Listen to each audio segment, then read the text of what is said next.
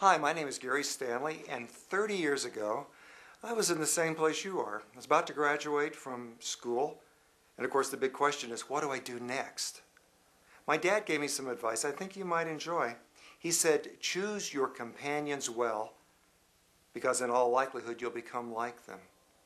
Those words came back to me one summer day when I was listening to Bill Bright.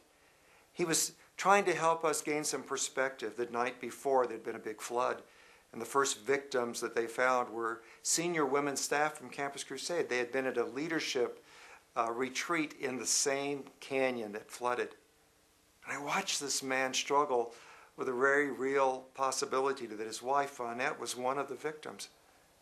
And then I began to listen as he talked about God's calling and how it wasn't conditioned with circumstance. And as he said those things, my dad's words came back to me, and I looked at this crowd, and I thought, these are the kind of people I want to be like. And so I joined the staff of Campus Crusade.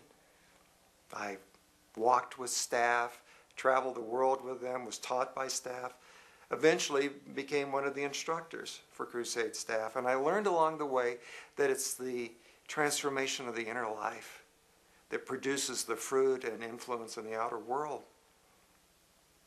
About 2 years ago, another man of influence, a co-laborer and friend of mine named Rick Howell, he's been the director for the Dayspring Center for Christian Studies for 24 years, and God has blessed it, and it's begun to move into something different.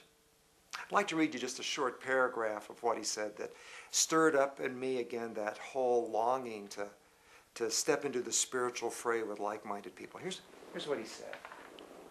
He said, Rivendell College bears a name that captures the vision and values portrayed in J.R.R. Tolkien's classic work, The Lord of the Rings.